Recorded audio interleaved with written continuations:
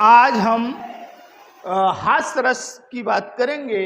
हास्य रस के बारे में बताएंगे कि हास्य रस क्या है और ये कहाँ उत्पन्न होता है, कैसे उत्पन्न होता है।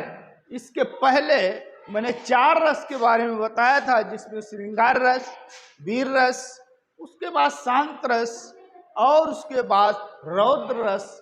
और आज हम हास्य रस बताने वाले हैं। और हास्य रस को अगर आप अच्छे से जान जाते हैं, समझ जाते हैं, तो किसी भी कंपटीशन में अगर इस प्रकार के क्वेश्चन आएंगे तो आप आसानी से जान जाएंगे।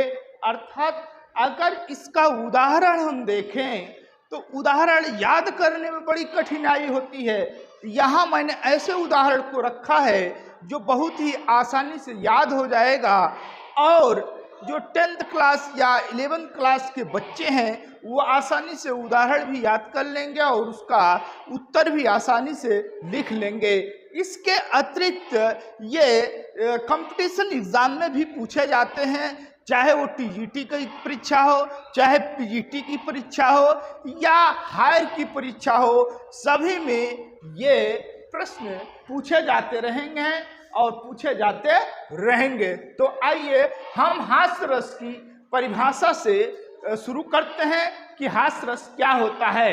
जैसे यहाँ लिखा कि किसी की वेशभूषा, हाँ बच्चों, किसी का पहनावा इस तरीके का हो जिसे देख करके हंसी आए, या क्रियाकलाप या कोई कार्य वो इस तरीके से कर रहा है कि उसको देख करके हमें हंसी आ जाती है, या विकृत आकार या कुछ उसका ऐसा अंग है जो विकृत हो गया है, लूला है, लंगड़ा है, काना है, अंधा है, इस प्रकार की भी बात जब दिखाई देती है, अगर हंसी का भाव उत्पन्न हो रहा है तो वहाँ हास्य रस होता है।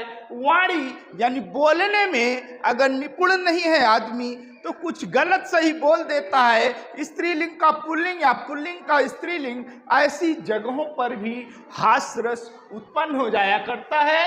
और चेष्टा के माध्यम से भी हास्य उत्पन्न होता है, उसी को हम हास्य रस कहते हैं। आज से हास्य रस उत्पन्न होता है, इसका अस्थायी भाव हास्य है। जैसे अगर हम बात करें, सिर घोट मोट पर चुटिया थी लहराती, थी तोंद लटक कर घुटनों को छू जाती। तो इस प्रकार एक बहुत ही सिंपल उदाहरण है जो बहुत ही आसानी से याद किया जा सकता है। अगर इसकी हम अर्थ की बात करें तो यहाँ लिखा, सिर घोट मोट पर चुटिया थी लहराती, अर्थात उसके सिर पर कोई भी बाल नहीं थे, उसके सिर पर केवल और केवल एक मोटी सी चोटी लहरा रही थी तोंद लटक कर, और उसका पेट इतना बढ़ा हुआ था कि वो मालूम होता था घुटनों तक लटका हुआ है। यहाँ ये जो शब्द आया है, थी तोंद लटक कर घुटनों को छू जाती, यहाँ पर हास्य रस है और यहाँ विकृत आकार दिखाया गया है। इस तरीके से यहाँ हास्य रस की उत्पत्ति हो रही है। आइए उस रस के अवयव के बारे में देखते हैं कि इस रस के अवयव में क्या है। अस्थाई भाव की अगर हम बात करें तो अस्थाई भाव हास्य रस में हास्य होता है। आलंबन विभाव की बात करें तो विकृत वेशभूषा, आकार, चेष्टाएं आदि जो होते हैं वो हमारे आलंबन विभाव होते हैं। इसी प्रकार उद्दीपन विभाव की अगर हम बात करें तो उद्दीपन विभाव में अनोखा पहनावा, अर्थात उस व्यक्ति का पहनावा किस प्रकार का है और उसके बातचीत करने की शैली क्या है और उसका क्रियाकलाप किस प्रकार का है, इस प्रकार बच्चों की उद्दीपन विभाव है।